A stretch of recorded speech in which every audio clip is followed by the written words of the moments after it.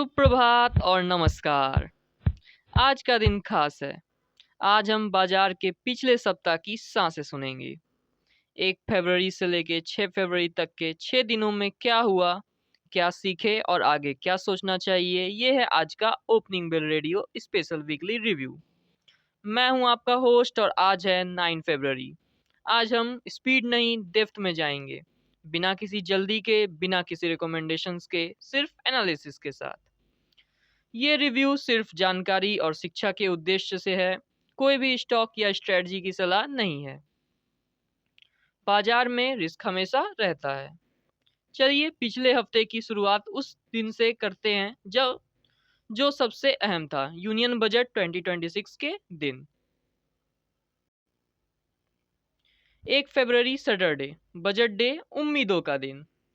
हफ्ते की शुरुआत थी एक बड़े इवेंट से, यूनियन बजट 2026। बजट अनाउंसमेंट्स के साथ वोलेटिलिटी आई, लेकिन मार्केट ने ब्रॉडली पॉजिटिव रिएक्ट किया। स्पेसिफिक सेक्टर्स जैसे इंफ्रास्ट्रक्चर और रूरल स्टॉक्स में मूवमेंट दिखी। ये दिन था एक्सपेक्टेशंस का। अब आया फिर 2 फरवरी मंडे, कंसोलिडेशन, तेजी के बाद सांस। बजट के एक्साइटमेंट के बाद मार्केट ने थोड़ा सा सांस लिया। निफ्टी फ्लैट के आसपास रहा। यह दिन था डाइजेशन का। मार्केट बजट के प्रोपोजल को एनालाइज कर रहा था। 3 फरवरी की बात करें ट्यूसडे की, तो स्ट्रॉन्ग रिबाउंड देखा गया। ये हफ्ते का सबसे स्ट्रॉन्ग दिन था। निफ्टी ने 2.55% की मजबूत चढ़ाव दिखाई। डोमेस्टिक इंस्टीट्यूशनल इन्वेस्टर्स DIIs ने भारी बाइंग की, जो दिखाता है कि डोमेस्टिक कॉन्फिडेंस स्ट्रॉन्ग था। सेक्टर्स लाइक एपरल और मरीन पोर्ट आगे थे। 4 फरवरी वेडनेसडे की बात करें तो ग्लोबल प्रेशर शुरू हो गया। यहाँ से ग्लोबल फैक्टर्स ने दबाव देना शुरू किया। यूएस मार्केट्स ने वीकनेस दिखाई, जिसका असर हमारे आईटी सेक्टर पर पड़ा। निफ्टी थोड़ा सा कंसोलिडेट हुआ, लेकिन यूरोपियन मार्केट्स की स्टेबिलिटी ने सपोर्ट किया। 5 फरवरी थर्सडे की बात करें तो risk off mood, global sell off का माहौल बना हुआ था। हफ्ते का सबसे डिफिकल्ट दिन। यूएस और यूरोप दोनों ने भारी गिरी दिखाई। ग्लोबल रिस्क ऑफ मूड ने इंडियन मार्केट को भी 0.52% नीचे खींचा। FII सेलिंग का दबाव आया, लेकिन रूपी स्टेबल रहा। 6 फरवरी फ्राइडे की बात करें तो पार्शियल रिकवरी दिखी, होप वापस आती है। हफ्ते के अंत एक पॉजिटिव नोट पर हुआ। ग्लोबल मार्केट्स ने रिकवर किया, जिससे गिफ्ट निफ्टी अप हुआ और हमारा मार्केट भी 0.20% गेन के साथ बंद हुआ, लेकिन बाइंग सेलेक्टिव थी, ब्रॉड बेस्ड नहीं। पिछले हफ्ते में निफ्टी ने 200 डे सिंपल मूविंग एवरेज को सॉलिड सपोर्ट बनाया और उससे ऊपर रैली दिखाई। MACD इंडिकेटर बेयरिश से बुलिश जोन में आया, जो मोमेंटम शिफ्ट का संकेत है, लेकिन स्टोकेस्टिक RSI ओवरबॉट लेवल पर पहुंच गया, जो शॉर्ट टर्म कंसोलिडेशन की पॉसिबिलिटी दिखाता है। अब हम लेते हैं छोटा सा एक इंस्ट्रूमेंटल ब्रेक और फिर मिलते हैं मार्केट अपडेट्स के साथ। बने रहिए ओपनिंग बेल रेडियो में।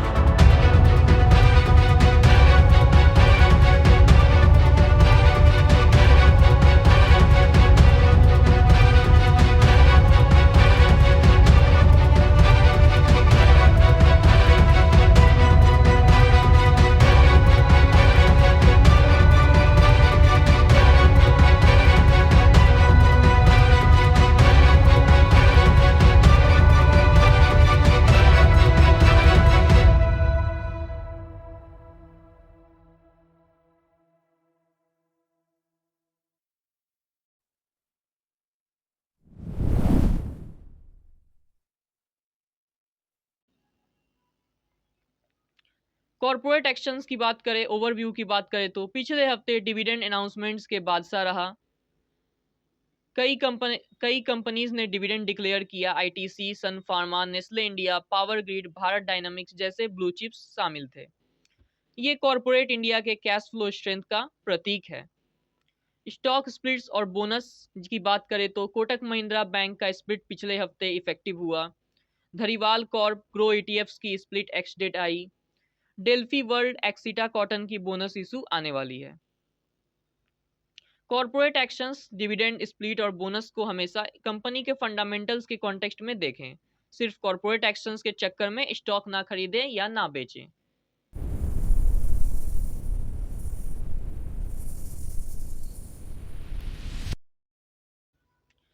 तो चलिए बात करते हैं। पिछले हफ्ते दुनिया भर के मार्केट्स ने वोलेटिलिटी दिखाई। यूएस ने टेक अर्निंग्स और फेड के सिग्नल्स ने मार्केट को हिलाया। यूरोप के रिलेटिव स्टेबिलिटी दिखाई, लेकिन एंड में प्रेशर आया। एशिया मिक्स्ड रहा, जापान स्ट्रॉन्ग और चाइना वीक रहा। कमोडिटीज की बात करें तो गोल्ड $5,000 के ऊपर, सिल्वर वॉलेटाइल रहा, क्रूड ऑयल रेंज बाउंड में मूव करता रहा। हफ्ते के अंत तक ये क्लियर हो गया कि इंडियन मार्केट्स अब ग्लोबल करंट से इंसुलेटेड नहीं है, लेकिन डोमेस्टिक फ्लोज, डीआईआईज ने ग्लोबल सेल ऑफ के दबाव को किसी हद तक रोक कर रखा।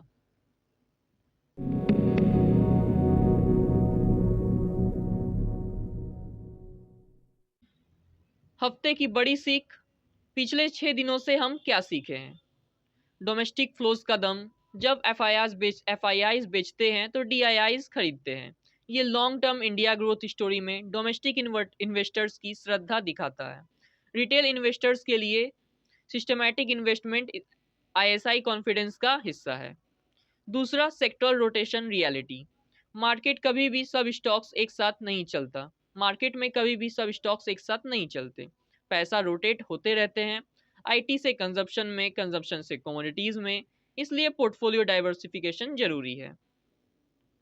तीसरा, वोलेटिलिटी मैनेजमेंट। हफ्ता शुरू हुआ वोलेटिलिटी से, बजट, बीच में गिरावट आई, ग्लोबल सेल ऑफ, और अंत हुआ रिकवरी से। इस वोलेटिलिटी का सबसे बेहतर जवाब है पेशेंस और डिसिप्लिन। इमोशनल डिसीजन से बचें और अपने एनालिसिस और अपने रिसर्च बेस्ड रिकमेंडेशंस पे ही बिलीव करें। अगर आगे का रास्ता, आने वाले हफ्ता फिर से quarterly results, 200 plus companies, global cues और डोमेस्टिक बजट रिएक्शन से बना रहेगा। स्टॉक स्पेसिफिक मूवमेंट ज्यादा होगी, इंडेक्स मूवमेंट कम होगी। तो ये था पिछले सप्ताह का विश्लेषण, बजट से लेकर ग्लोबल सेल ऑफ तक का सफर। ओपनिंग बेल रेडियो पर हमने देखा कि मार्केट ने वोलेटिलिटी दिखाई, लेकिन डोमेस्टिक स्ट्रेंथ भी दिखाई। हमने सेक्टर रोटेशन देखा, इंस्टीट्यूशनल एक्टिविटी देखी और कुछ गहरी सीख भी ली। फिर से याद दिला दें, ये सब जानकारी और एनालिसिस है। आपके पैसे, आपकी जिम्मेदारी। हमेशा अपना रिसर्च खुद करें और अपने रिसर्च के बेसिस पे ही अपना कोई भी डिसीजन लें। मैं आपका होस्ट आपसे अगले सप्ताह नए हफ्ते नए बाजार के साथ फिर मिलूंगा जब मार्केट खुलेगा। तब तक के लिए धन्यवाद। आपका वीकेंड शांत, सोच विचार से भरा रहे।